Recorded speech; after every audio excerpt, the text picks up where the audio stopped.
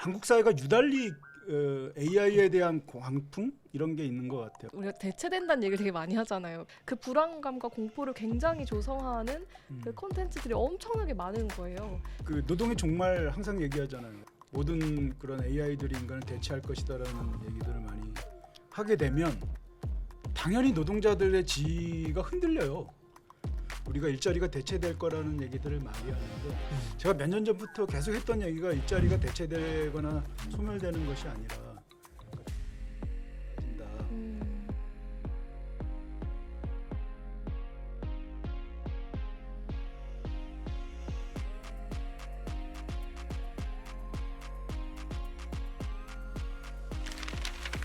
세상 모든 일에는 저마다의 질문이 있습니다. 매주 함께 완성해가는 단 하나의 질문. 일의 질문 시작해 보겠습니다. 저는 하미나입니다. 안녕하세요. 반갑습니다. 반갑습니다. 네, 반갑습니다. 이번에 새롭게 시작하는 일의 질문 시리즈는요. 다양한 주제들을 노동의 관점에서 이야기를 나눠보는 토크쇼인데요. 매 회차마다 게스트를 초대해 하나의 주제를 가지고 가장 중요한 하나의 질문을 함께 만들어 보려고 합니다. 좋은 질문을 한다는 것이 좋은 답을 찾는 것보다 더 중요하다는 생각을 하거든요. 그런 질문을 함께 만들어보면 좋겠다 생각을 하고 이 시리즈를 시작하게 되었고요. 투쟁이나 어떤 고통 등의 관점보다는 호기심과 가능성의 관점으로 접근해 보려고 하고요. 이번 시리즈에 같이 함께 하게 되실 허원주 기자님을 소개합니다. 네, 반갑습니다. 안녕하세요. 네. 프리시안의 허원주 기자라고 합니다. 불러주셔서 너무 감사하고요. 저는 이제 프리시안에서 노동 취재를 꽤 오래 했고요. 네. 그리고 한국노총에서도 이전에 또 유튜브 또 패널로 참여를 했고, 잘 봤어요. 예. 네. 고맙습니다. 그러니까 제가 얘기 드는 건 제작진한테 얘기 드는 건 좀 더 깊은 노동의 이야기를 한번 다뤄보자. 그래서 저도 뒤지지 않게 좀 열심히 해야 되겠다. 그 잘 생각을 좀 부탁드립니다. 하면서 이 자리에 나왔습니다. 저보다 저야말로 훨씬- 네. 저야말로 잘 부탁드려요. 네. 제가 원래 좀 잘 까부는데 이거 분위기가 전혀 이거 너무 힘든데. 예. 천천히 그렇게 될 거라고 생각이 들고요. 저는 사실 처음에 제안이 왔을 때 한국에서 일이 들어오면 항상 그런 뭐랄까 페미니스트 대표 주자로서의 일만 늘 들어왔었거든요. 지적하는. 맞아요. 지적하거나 싸우는 자리 아니면 너희들의 편견을 해소해주겠어. 약간 이런 컨텐츠에만 섭외가 많이 속 들어왔었는데 시원하니까. 뭔가 여성이나 젠더가 아닌 노동이라는 주제가 주어져서 그게 사실 너무 반갑고 평소에 만나지 못했던 분들을 만날 수 있는 기회가 될 것 같아서 저는 이제 수락하고 진행을 하게 되었고요. 오늘 주제는 AI인데요.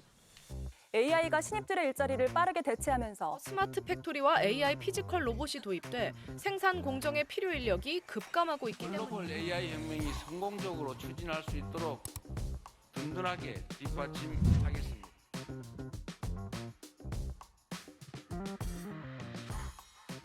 사실 근로 형태와 직군을 막론하고 지금 AI에 대해서 고민하지 않는 사람이 별로 없을 것 같아요. 네. 대부분은 사실 불안함을 가장 많이 느끼고 있을 것 같은데 근데 다가올 미래에 노동자로서의 나는 어떻게 대응하는 것이 좋을까? 처음 겪어보는 세상에 어떻게 좀 유연하게 대처할 수 있을까? 이런 고민을 하면서 이야기를 좀 진행해 보고 싶은데요.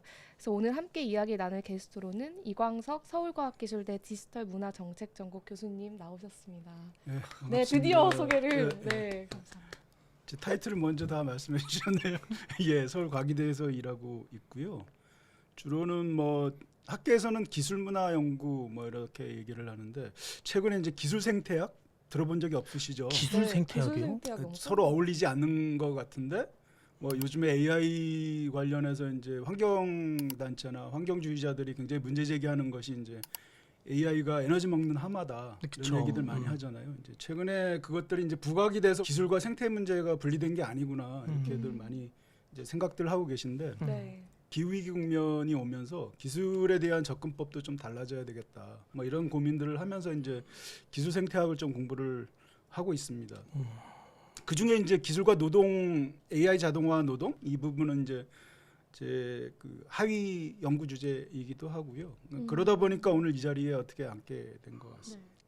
한국 사회가 유달리 AI에 대한 광풍 이런 게 있는 것 같아요. 뭐 예전에도 그렇지만 한번 메타버스도 한번 기억해 보세요. 메타버스도 그러네요, 그랬고 진짜. 네. 한국이 다른 나라에 비해서 특히 동아시아 국가의 다른 나라에 비해서도 굉장히 광적인 측면들이 있는데 노동의 부분에서는 이런 게 굉장히 이제 어떤 근거 없는 노동의 소멸, 종말 이런 논의하고 결합되는 것 같은데 오늘 그것이 실제 그러한가 아닌가 이런 것들을 좀 따져보는 자리가 됐으면 좋겠습니다.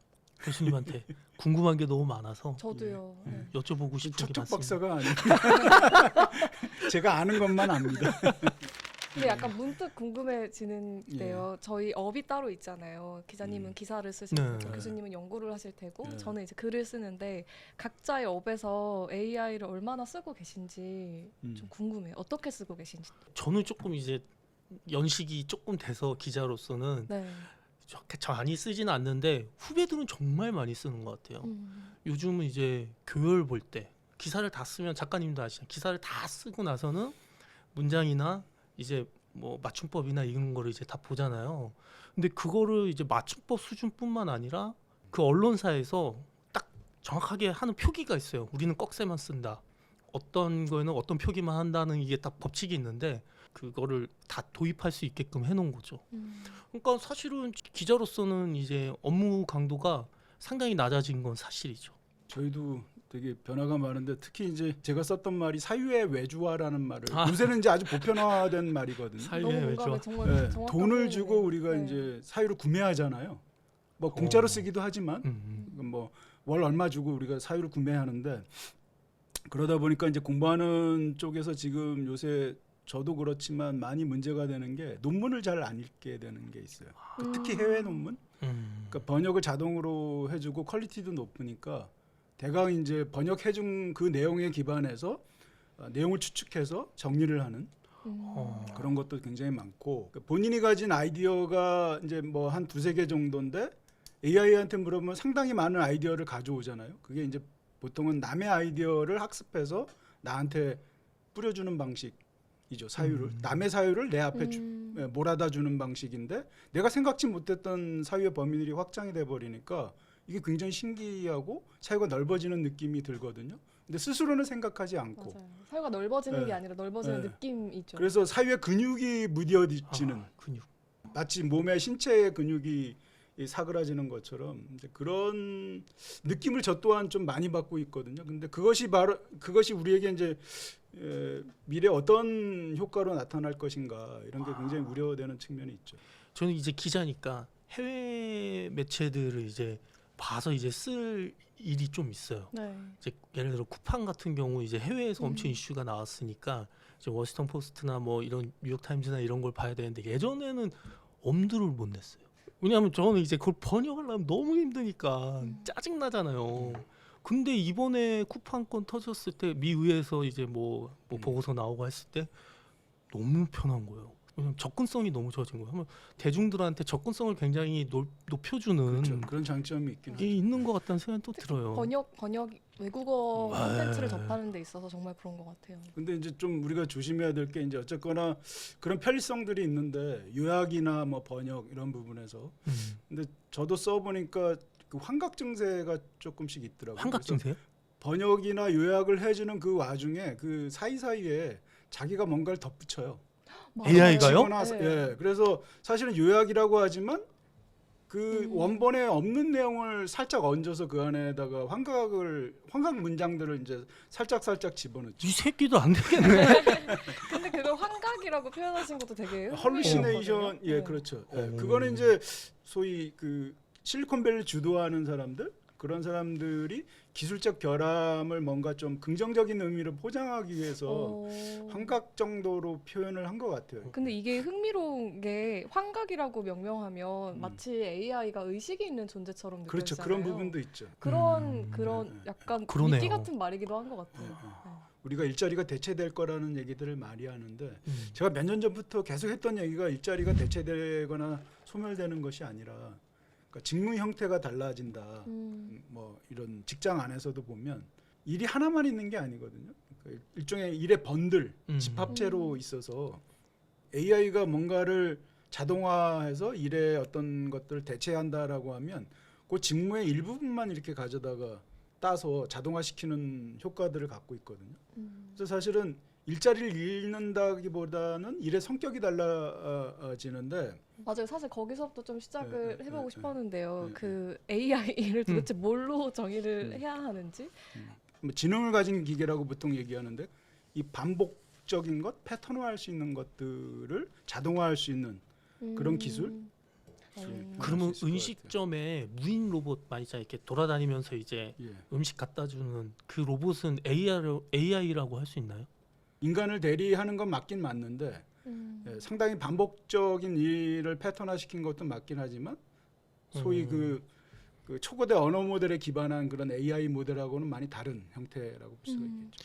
저는 그 구분이 상당히 조금 쉽지 않은 것 같다. 딱 잘라서 이렇게 얘기가 어려운 것 같아서 자기가 사유하고 생각하고 그러니까 좀 더 한 발 더 나아가서 움직일 수 있는 존재를 AI라고 표현하는 건지.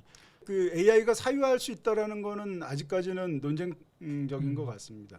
사진 하나 보신 적 있으세요? 그 수십만 권의 책을 엄청난 큰 강당 안에 봤어요. 예. 넣어놓고 그걸 스캐닝해서 학습시키는 장면이 사진이 찍힌 적이 있는데 그러니까 지금 AI의 핵심 기제는 그 머신러닝이라는 기능이잖아요. 기계 학습. 네. 그러니까 특정의 데이터를 학습해서 네, 그것들의 어떤 패턴들을 읽어내고 그것들을 예측하는 네. 뭐 예를 들면 이게 갠지 뭐 고양이인지를 분별해서 그 이미지들을 수만 장의 이미지들을 학습하고 다음번에 특정의 이미지를 보여줬을 때 이게 갠지 고양이인지를 판별할 수 있는 능력. 경험적 판단을 한다는 그렇죠. 말씀이신 그 거죠? 경험이라는 게 이제 데이터 학습이라는 과정을 통해서 네.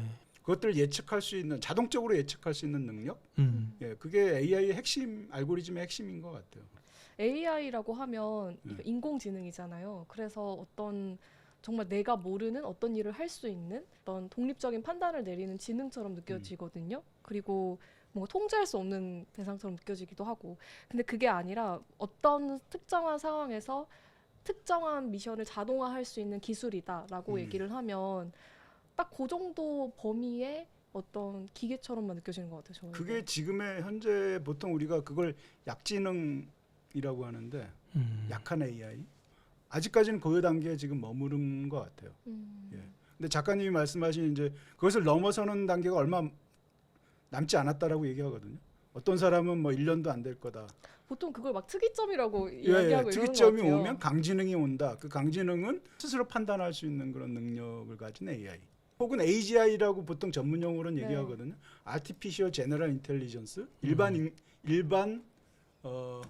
인공지능? 예. 맞나요? 몰라요. 인공 일반지능. 네, 인공 일반지능. 그러니까 영어를 그대로 옮기면 이제 그렇게 되는데 최근에 이제 뭐 에이전트 AI 얘기하는 것들이 뭔가 명령을 시달하면 지가 알아서 프로세스를 진행시키잖아요. AI 스스로. 그런 게 이제 그것의 전조다라고 이제 얘기하기도 하죠. 야, 그러니까 향후 10년 이내, 15년 이내에 온다. 강 AI가 온다고 말씀을 하시니까 진짜 그러면 나도 이제 AI의 연료가 되는 건가? 사실 그게 이제 올 거라는 얘기들이 있는데 사실 저는 믿지는 않아요. 예. 왜요? 왜요? 그 강지능이 오지 않을 거다라고 보는데 사람들마다 그 AGI에 대한 위상이 다 다르다. 나는 이게 AGI야. 이 정도 기술이면 이거는 사람을 능가하는 사람과 유사한 규정 그렇죠. 내리는 게 또 다르다는 그렇죠. 기술에 대한 판단이나 이런 것들이 이제 다르기 때문에 AGI에 대한 상도 많이 다르고 그리고 그것이 이제 굉장히 주가와 연계돼 있잖아요. 지금 단계에서 뭔가를 넘어선다라는 것은 사실은 그 주식시장과의 연계성도 굉장히 크고 그 기업이 가진 가치, 그 기술의 미래에 대한 전망 이런 것들이 완전히 달라지기 때문에 사실은 그거에 대한 그 희망을 많이 품게 하는 그런 그 사회 담론이나 논의들이 많이 이제 이렇게 번성하게 되는 부분들이 또 있고요. 저는 뭐 특이점이 온다, 뭐 AGI가 오고 말고 보다도 사실은 그 사람들이 어떻게 불안에 반응하는지가 저에게는 조금 더 그 관심사거든요. 예를 들면 가끔씩 이제 작가인 친구들한테 저는 막 카톡이 미친 듯이 올 때가 있는데 AI가 너무 챗GPT나 뭐 클로드가 소설을 너무 잘 쓴다. 그래서 지금 나는 이제 막 시작하는 작가인데 뭐 이런 갑자기 불안감이 엄청나게 엄습을 하는 거예요. 자신이 대체될 거라는 그런 불안감. 혹은 뭐 개발자 친구들은 유튜브 같은 거를 보고 있는 걸 보면은 그 알고리즘이 다 언젠가 뭔가가 오고 AGI가 오고 그래서 인류를 어떻게 할 것이고 세상이 얼마나 변할 것인지에 대한 그 불안감과 공포를 굉장히 조성하는 그 콘텐츠들이 엄청나게 많은 거예요. 그런 이야기들 자체가 그 불안이나 공포를 이렇게 흩뿌리는 것이 너무 그 기업의 이득이 될 것 같은 거예요. 맞아요, 정확합니다. 포모라고 요즘에 유행하는 말 있잖아요. Fear of missing out. 그 도태되는 것에 대한 두려움. 네. 뭔지 모르지만 나도 제가 AI를 쓰는데 난 안 쓰면 내가 도태될 것 같고 그래서 뭔가 나도 AI를 써야 돼야만 하는 그런 상황들이 사실은 개별적인 차원이라기보다는 한국 사회 전체가 지금 그렇게 가고 있는 게 심한 것 같고 뭐 아시다시피 정부에서도 그렇죠. 많이 얘기하죠, 사실. 네. 정부에서도가 아니고 정부가 주도하잖아요. 네. 누구나 쉽게 접근하고 활용할 수 있는 모두를 위한 AI. 도태할 위협에 노출된 추격자 신세가 될 것인지 무한한 기회를 누리는 선도자가 될 것인지 사실은 뭐 AI 기본 사회라는 것도 들어보셨겠지만 그리고 모두를 위한 AI 모든 사람들이 그냥 그 원하면 다 쓸 수 있는 환경들 만들어주겠다라는 거거든요. 그러니까 유료건 뭐 무료건 거기서 나만 안 쓰고 있다라는 것은 굉장히 낙오된다라는 느낌들을 많이 주겠죠. 그러니까 그런 게 더 AI를 쓰게 만드는 요건인 것 같아요. 그 나 혼자 낙오되는 것 같은 느낌, 그 도태된다는 느낌이 사실은 AI와 꼭 붙지 않아도 사실은 한국에서 살아가는 사람들이면 그렇죠. 네, 네. 거의 모두 느끼고 있는 것이 아닐까 하는 생각이 드는데요. 그게 이제 AI의 붐과 같이 가면서 더 급속도로 이렇게 빨라지고 있는 게 아닌가 하는 생각도 듭니다.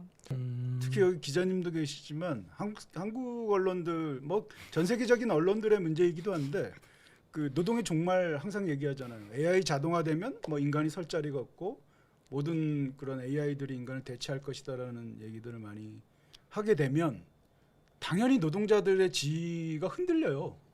그러니까 불안감도 있지만 사업자 쪽의 입장에서 보면 아 너네들 인간들 다 대체할 수 있어라는 자만감, 자신감 내 말 들어 이런 이렇게 것들이 되는 그렇죠. 예. 뭐 협상이나 모든 이런 부분에서 협상력에 있어서도 불안정하게 되고 뒤흔들게 되거든요. 그래서 노동자들이 수세적 지위에 취할 수밖에 없어요. 그래서 그런 지점에서 이제 언론들이 좀 그런 그 대량 해고나 그러니까 외신에서 보통 해고들 많이 일어나는데 그것의 맥락이나 이런 것들을 좀 잘 살펴봐야 정확하게 맞습니다. 잘 살펴보고 그것들을 기사화해야 되는데 아 어디 해고했더라 하면 몇천 명 뭐 몇만 명 해고할 것이다 이런 기사들 많이 내면 그게 그냥 단순히 기사로서 끝나는 게 아니라 우리 사회에서 일하고 있는 노동하는 사람들의 어떤 지위나 이런 거하고 직접적으로 연결이 되죠. 예. 그리고 실제로 돈도 몰리지 않나요? 그 그렇죠. 기업에 네, AI를 네. 이제 AI 네. 기술을 보유하고 있는 기업에 사실은 그렇죠. 자본과 네. 관심이 몰리는 현상이 뭐- 일어나게 되고 그래서 저 과학기술을 공부할 때 제가 되게 좋아했던 이야기가 이런 식으로 사실 어떤 과학기술이 되게 예측하지 못하는 무서운 미래를 가져올 것이다. 이런 얘기는 항상 주기적으로 있었는데 이런 이야기들이 되게 자기 실현적인 측면이 있다는 거예요. 왜냐하면 그렇게 이야기를 하면 정말로 그 기술을 보유한 어떤 기업이나 사람들에게 돈과 자본이 몰리기 시작하고 그러면 그걸 실현할 수 있는 어떤 바탕이 마련이 되는 거죠. 그 일론 머스크가 그런 거 되게 잘하는 것 같아요. 자극적이죠. 예. 최근에 그 왜 그 우주 스페이스X. 스페이스X 문제도 보면은 엄청나게 이 주가를 띄우는데 공헌하잖아요. 그러니까 그 기술이 가지고 있는 어떤 그런 그 뭐 실제 실현 가능성도 있지만 그것에 대한 헛된 희망조차도 주식 가치로 이렇게 환산될 수 있다라는 게 그래프를 올리는 하나의 원동력이 된다는 점에서 사실 그런 거품을 좀 가라앉히긴 하긴 해야 되겠죠. 예. 이 언론 얘기하니까 좀 언론이 공포, 불안, 분노 이런 걸 먹고 자라는 이 그러니까요. 그게 조직인 또 것 같아요. 주목시키잖아요. 그럼 막 역대 뭐 최대 항상 그렇죠. 제목에 이루고 항상 뽑고 싶어 하고 음. 근데 이게 항상 이제 문제인데 쉽지 않은 것 같아요. 예.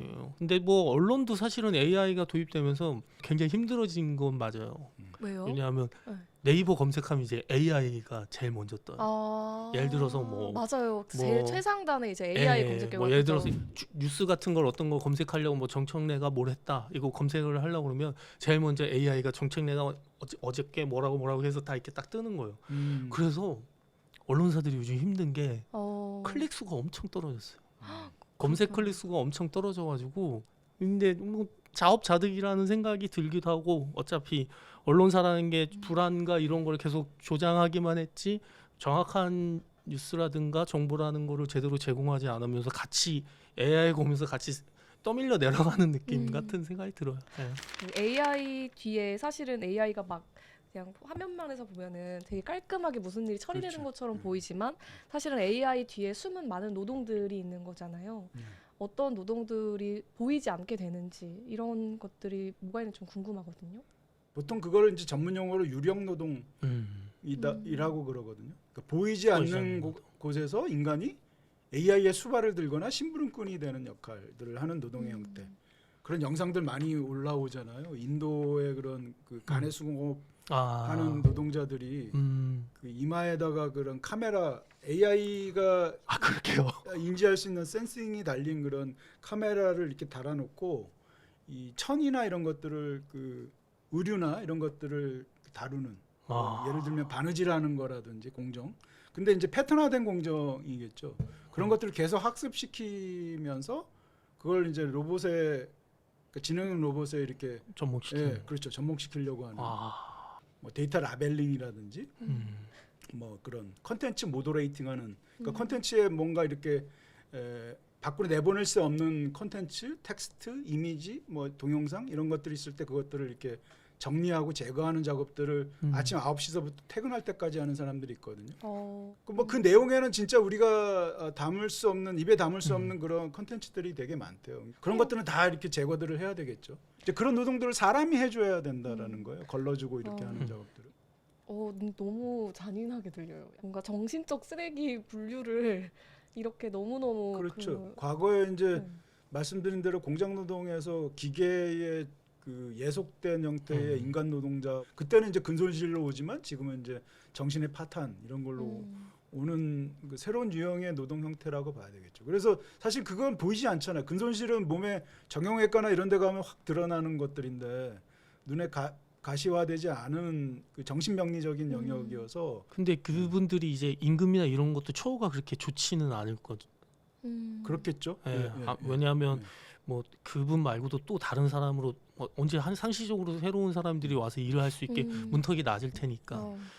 새로운 일들이 생기는데 그렇게 좋지 않은 불안정한 일자리들이 생기거나 아니면 기존에 일을 하던 사람들은 AI와 협력 관계들을 계속해서 만들어 나가야 되는 갈등 국면들이 계속 생기게 되겠죠. 문제는 그것을 통제할 수 있는 어떤 지금 규제 장치나 이런 게 많지 않다라는 것이 이제 제도적 장치라고 할 수 있을 건데 법안이나 이런 것들이 많지 않다라는 게 가장 큰 문제죠. 저 얼마 전에 휴게소에 갔는데 거기에 커피를 내려주는 AI 로봇이 있는 거예요. AI 로봇이라고 쓰여 있었는데 맞아요. 굉장히 복잡한 이렇게 움직임을 하고서 이렇게 아메리카노 하면 이제 얼음이 슉슉 나오고서 이렇게 나오더라고요. 근데 그런 식으로 요새 무인 매장도 되게 많고 그냥 음식점이나 뭐 맥도날드 이런 데 가도 이제 키오스크로 다 주문을 많이 하잖아요. 그럼 챗GPT나 클로드 같은 AI 말고 실제로 현장에서 일하고 있다고 해야 될까요? 일하고 있는 피지컬 AI에 대해서 좀 이야기를 해보고 싶어요. 미국의 아마존 같은 경우도 지금 이미 AI 도입된 게 상당히 많고 계속 확대하고 있다고 얘기를 들었고 저는 이제 최근에 봤던 뉴스 중에서 제일 조금 뜨악했던 건 7월 1일자로 한진운수 거기에서 AI 트럭을 도입을 한 거예요. 그래서 AI 트럭이요? AI 트럭이라고 해서 자율주행 트럭을 도입을 했어요. 시범적으로. 그러니까 운전수가 앉아 있는데 핸들은 안 줘. 그래서 한 112km 정도를 가는 거를 이제 정부에서도 허용을 해줘가지고 잘 되면 이제 나중에 조수석에 앉고 아예 최종적으로는 아예 사람이 타지 않는 이 구조로 간다는 거예요. 근데 야 이게 가능해? 하는 생각이 들어요. 그러면서 이거 화물 노동자도 이거 진짜 어떡하지? 이제 진짜로 그 시대가 왔구나 하는 생각이 오니까 쭈삣쭈삣 이게 털이 좀 곤두서는 느낌? 과거에 그런 공장에서 자동화 시스템, 로봇 시스템하고 피지컬 AI가 다를까? 기존에 그 작동하던 자동화 로봇에 실제 지금의 생성형 AI 학습을 통해서 진화하는 그 두 가지가 이렇게 합쳐졌다라고 보면 좋을 것 같아요. 그러니까 그 우리가 알고 있는 이전에 알고 있는 그런 그 로봇의 껍데기에 최근에 그런 생성형 AI의 그런 능력이 같이 합일된 형태. 또 뭐 포스코 같은 데도 보면 이제 피지컬 AI 도입한다라고 발표를 한 게 몇 개월 전에 제가 봤었는데 이제 그쪽도 정확하게 뭐라고 얘기하냐면 홍보하는 쪽에서 일반 노동자의 업무 수행의 70% 정도를 일을 수행할 수 있다. 나머지 30%를 AI가 발전하면은 그리고 데이터를 계속 더 축적하면은 도달할 수 있다라는 거죠. 그런 희망을 주는데 저는 그 30%라는 것이 그 아까 우리가 얘기했던 이제 특이점의 국면 이 오지 않으면 사실 어려운 거거든요. 근데 그 특이점이 올 것이냐는 저는 되게 부정적이고 설사 온다 하더라도 그 시간이 굉장히 오래 걸릴 것이다. 우리가 지금 자본주의 500년을 지금 넘어서 살고 있거든요. 근데 그 기간만큼 걸릴 수도 있다. 그러니까 제가 보는 관점은 그래요. 그러니까 사실은 마치 우리 그 AI 슬롭 얘기하는 것처럼 AI가 제대로 된 결과물들을 내지 못하고 약간 좀 엉터리 같은 결과값들을 만들어내면 그것을 사람이 다 이렇게 후처리해서 보정도 하고 해서 결과값들을 좀 좋게 만들어내야 되는 그런 상황들에 지금 봉착하고 있거든요. 그러니까 피지컬 AI에서도 그런 상황들이 발생할 수 있다라는 거예요. 올해 그 하버드 비즈니스 리뷰라고 굉장히 유명한 그 보수 경영지인데 거기서조차 AI가 지금 직장이나 이런 데서 많이 쓰이면서 그 슬로파 현상들을 발생시키고 그게 노동자들의 업무의 이제 강도나 업무 수행과 관련해서 굉장히 문제를 일으키고 있다. 그래서 일이 제대로 안 된다라는 거죠. AI가 도움을 준다라고 생각해서 도입을 했는데 오히려 실제 일은 더 그렇죠. 프로세스나 이런 부분에서 더 문제들을 일으키는. 그러니까 그 지점을 우리가 너무 쉽게 생각해서는 안 된다. 그럼 어쨌든 근데 그래도 70%가 도입되면서의 노동자의 구조는 바뀔 수밖에 그렇죠. 없을 것 같아요. 예, 그걸 대비해야 되겠죠. 예. 그 근로 현장이라는 것이 굉장히 크고 그런 현장에 만약에 피지컬 AI를 적극적으로 포스코도 그렇고 뭐 현대도 그렇고 보스턴 다이나믹스와 같은 그런 로봇들을 제작해서 들여온다면 실제로 노동자들에게 굉장히 큰 위협이 될 수 있다라고 저는 보고 싶고 그 사실은 그런 공장의 그런 단지나 그런 규모 자체가 거의 지역 경제와 연결돼 있고 그쵸. 그들을 먹여 살리는 그런 구조이기 때문에 네. 상당히 경제적으로 파급 효과나 뭐 노동 해고 효과가 클 것이다라는 것이고 이건 전 사회적으로 네. 뭔가 대책이 필요한 부분이겠죠.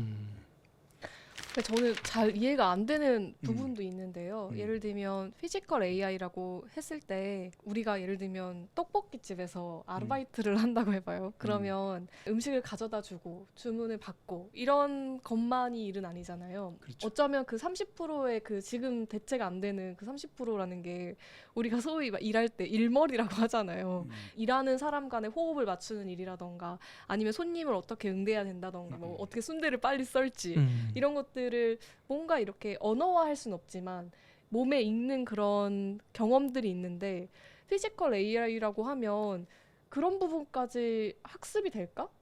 옛날에 현대차 공장 한번 그 현장 기자들 이렇게 모은 자리 있어서 가봤는데 정말 엄청난 이 로봇 팔들이 팍팍팍팍팍 하고 있는 거예요. 그래서 거의 사람 한 명도 없었어요. 도색하는 차 이제 색칠하는 거는 거의 100%고 그리고 차체 전체 큰 차 틀을 조립하는 거는 한 90% 정도 자동화가 다 돼 있어요. 기계가. 근데 사람이 필요한 거는 아까 전에 교수님 말씀하신 것처럼 밖에 타이어 쪼일 때 이거는 진짜 강도를 어느 정도로 해야 될지가 상당히 애매한 거예요. 그런 것부터 시작해서 소소하게 조립하는 소규모 조립을 하는 그런 곳에는 그거를 의장이라고 하는데 의장 분야에는 채 30%가 안 된다고 얘기를 들었어요. 자동화가 된 게. 나머지 70%는 인간이 아직 하고 있는 거죠. 세세하게 힘을 조절하고 쓰는 곳에는 아직은 이제 안 된 거죠. 노동자들이 갖고 있는 경험치. 경험치, 네, 경험. 숙련 노동자들이 주로 가지고 있는 그런 것을 이제 암묵지라고 하는데 그 암묵지를 AI 학습용으로 개발하려고 하는 그 산업부가 나서서 지금 그걸 그걸 그 어떻게- 정책 제안서를 냈거든요. 네. 그게 이제 얼마나 잘 될지는 모르겠으나 쉽지 않죠. 사실은 제가 제일 우려하는 바는 그 이런 암묵지들을 학습시켜서 뭔가 자동화시키려고 하는 그런 정부의 그런 움직임들 이런 것들이 사실은 거의 사회적 안전망으로서 기술을 바라보는 것이 아니고 오히려 그냥 성장의 동력으로서만 기술을 보고 노동자들의 상황이나 이런 것들은 전혀 고려하지 않는 로봇이 고정자본화돼 버리고 로봇이 중심이 투자가 많이 이루어지니까 인간은 거기에 부수적인 역할, 수발을 드는 역할을 할 수밖에 없는데 이제 그러면서 벌어질 수 있는 노동 인권의 문제들 이런 것들을 봐야지 또 어떻게 안전망들을 만들어낼 수 있는지 이런 것들을 논의해야 되는 그런 시점이 아닌가 그런 생각이 듭니다. 암묵지를 데이터화할 수 있다고 생각하는구나 네. 라는 생각이 들어서 네. 그게 과연 데이터화할 수 있는 콜센터에서 되잖아요. 종류의 지식일까? 감정 노동하시는 분들의 암묵지는 이 말이거든요. 말 중에 그 고객과의 대화 속에서 고객을 안심시키고 편안하게 만들고 신뢰를 줄 수 있는 어투나 취임새 같은 거거든요. 그분들한테는 그게 암묵지죠. 이 AI들이 그걸 학습하는 거예요. 아 근데 제가 만약에 민원이면 그렇게 기계가 얘기하면 너무 빡칠 것 같은데. 막 이러면서 막 추려. 네가 뭘 알아? 막 이럴 것 같은데 좀. 이제 큰 문제는 AI에 잔뜩 화난 사람과 대화하고 싶은데 AI하고 대화하면서 지친 고객들이 이제 인간으로 넘어갈 때 그때 감정 폭발이 고객으로부터 이루어진다는 것도 있고. 한국노총에서 얼마 전에 조사한 거 보니까 그 상담사 AI가 도입되고 나서 60% 정도 더 훨씬 더 업무가 힘들어졌다. 이렇게 답변을 했더라고요. 그리고 민원, 악성 민원 같은 경우도 17% 정도 늘었다고 이렇게 얘기를 하더라고요. 그러니까 응접 접대부터 시작해서 단계 쌓아가는 이 과정이 필요한 건데 업무의 강도는 굉장히 높아진 거죠. 근데 저는 작가님 네. 얘기하시면서 조금 공감한 거는 네. 옛날에 조선소 취재할 때 후판이라고 정말 두꺼운 배에 이제 외판을 이제 있는 후판이 두께가 막 20cm, 30cm 돼요. 근데 그걸 이제 용접을 하는 게 엄청나게 기술을 요하는 거예요. 왜냐하면 그게 이 겉면만 이제 용접을 하면 이게 접합비 제대로 안 돼가지고 나중에 진짜 큰 사고가 나거든요. 그러니까 우리나라가 LNG선이 굉장히 유명한데 중국에서 LNG선에 도전했다가 난리가 난 게 폭파 사고가 몇 번 일어난 거예요. 이게 사실은 용접을 하는 게 정말 숙련공이 정말 자기의 노하우를 갖고 한다는 거죠. 그러니까 암묵지인데 이 암묵지가 지금 뭐 교본이 있는 것도 아니에요. 저는 그러니까 30%의 그 개념이 이런 거를 채울 수 있을까에 대한 좀 고민이 드는 거죠. 할 수 있는 것과 없는 게 있을 구분이 것이고 되겠죠? 위험한 것은 말씀하신 대로 이제 그것을 제대로 수행하지 못했을 때 진행하는 로봇이 제대로 일처리를 못해서 문제 생겼을 때 문제를 이렇게 생겼을 때 그걸 책임질 거칠게 얘기하면 이렇게 싸질러 놨을 때 그 책임지는 거 인간이. 문제를 그 노동자들이 다 뒤처리를 해야 되는 취약한. 그런 상황들이 되겠죠. 가장 취약한 노동자들이 이 시스템을 유지시키고 이끌어가는데 필요한 역할을 할 수밖에 없는 구조로 가는 것 같다는 생각이 드네요. 마지막 주제인데요. 개인으로서 불안해하거나 아니면 개인으로서 어떤 생산성을 향상하기 위해서 어떻게 AI를 잘 쓸까 이런 고민의 차원을 넘어서 노동자의 관점에서 우리가 집단적으로 사유하고 뭔가를 대응한다면 그 왜 그래야 할지 그런 게 왜 필요할지에 대해서 조금 더 얘기를 해보고 싶었거든요. 개인이 이 문제를 인식하는 것과 그러니까 집단으로서 우리가 함께 어떤 생각과 행동을 아이디어를 모아보는 건 굉장히 다른 일인 것 같거든요. 한국노총 여기 오면은 딱 붙어있는 편말 보셨어요? 노동자는 버티지만 노동조합은 바꿉니다. 요 문구인데 되게 멋있다. 네, 그러니까 딱 그게 딱 지금 보여주는 구조인 것 같아요. 뭐 사실 AI라는 거대한 쓰나미가 지금 사회를 들어오고 있고 정말 자기 일자리를 위협한다고 판단이 들어요. 실제로 교수님 말처럼 실제로 얼마만큼 들어올지는 잘 모르겠지만 그런 불안함을 노동자들은 이야기할 수 있다고 생각해요. 그리고 그 이야기가 우리 사회나 기업에도 반영이 돼야 된다고 생각해요. 네. 불안한데 무엇이 불안한지 알아야 될 거 아니에요. 어쨌든 사회 구성원이고 기업의 한 축을 담당하는 노동자들인데, 근데 사실 지금 구조로는 그들의 이야기는 사실은 안중에 없죠. 그들이 힘을 모아서 이야기를 할 수 있는 건 틀거리는 노동조합이라고 생각하는데, 그 노동조합이 지금 AI라는 이제 어떤 거대한 흐름이 왔을 때 노동자들의 목소리를 모아서 이야기를 할 수 있는 창구가 될 수 있을 거라 생각해요. 저도 동의합니다. 그리고 AI가 본질적으로 이제 과거의 어떤 기술보다도 사회적 영향력이 커서 이것은 그냥 누군가의 일방적인 결정에 의해서 우리가 따라가야 되는 그런 형태의 기술이 아니고, 그러니까 기술의 속도라든지 기술을 어느 정도 인간과 이렇게 합을 맞출 것인가의 사회적인 합의나 논의 테이블이 분명히 있어야 된다라는 생각이 들고요. 현대차 노조가 아틀라스 그거 발표하고 나서 되게 강력한 성명서를 썼어요. 네. 단 한 대도 들어올 수 없다, 아틀라스. 근데 이제 그거 갖고 이제 보수 언론도 엄청 비판을 했어요. 역시 대기업 강성 노조, 귀족 노조, 집 밥그릇 챙기려고 한 대도 못 들어온다고 한다. 이게 상식적인 이야기냐 이러면서 엄청 비판을 받았어요.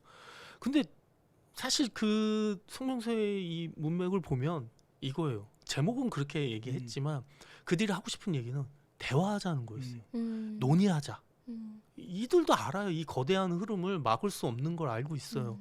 파트너로 인정하고 대화를 하면서 대안을 찾아내는 과정이 필요한 건데, 이게 속도의 문제인 것 같아요. 속도를, 왜냐하면 대화라는 건 사실 일의 진행을 더디게 만들기도 하잖아요. 더디게 그렇죠. 만드는 네, 거잖아요. 네, 네.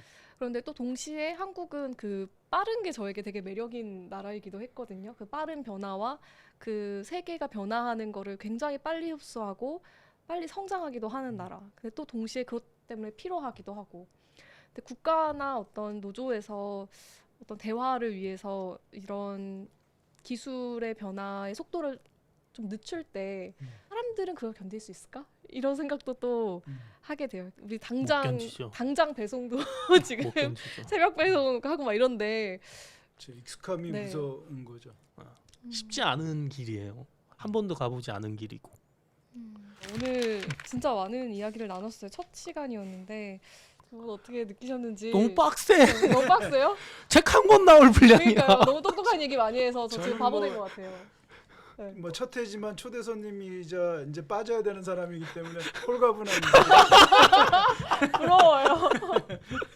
와, 근데 굉장히 밀도, 교수님 덕분에 굉장히 밀도 네. 깊은 이야기, 그리고 저는 궁금증을 굉장히 많이 좀 해소한 느낌이에요. 그래서 이거 보시는 분들도 좀 네. AI에 대한 고민을 가지고 있으신 분들도 AI를 어떻게 좀 바라봐야겠다. 그 좀 상이 잡혔으면 더 좋지 않았을까 하는 네. 생각이 들어요. 네. 저도 이렇게 이야기 나눠보니까 뭔가 막연한 공포나 불안감 이런 것들은 좀 이렇게 줄어들고 어떻게 돌아가고 있고 그리고 할 수 있는 일이 뭐가 있을지 이 방식으로 생각이 전환된 게 좋은 것 같네요. 그러니까 뭐가 오고 있느냐 이것보다도 뭘 할 수 있을까 그리고 뭘 고민해야 될까 이런 방식으로 좀 질문이 바뀐 것 같아서 그게 저한테는 너무 좀 긍정적이고요. 우리 오늘 이야기 나온 것들을 토대로 이 주제로 함께 생각해 볼 만한 질문을 만든다면 무엇이 될까요? 어렵네요. 네. 좋은 질문 만들기가 우리의 이제 또 미션이잖아요. 단 하나의 질문을 만들자. 저 먼저 얘기를 해볼까요? 네. 벌써 생각하셨어요? 역시 교수님이죠.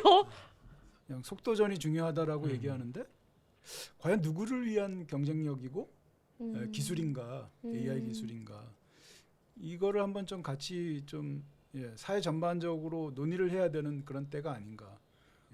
저도 생각났습니다. 네. AI 너 뭐 돼? 너 뭐 돼? 네. 너 너 뭐 돼? 뭐 두려워할 존재가 아니다.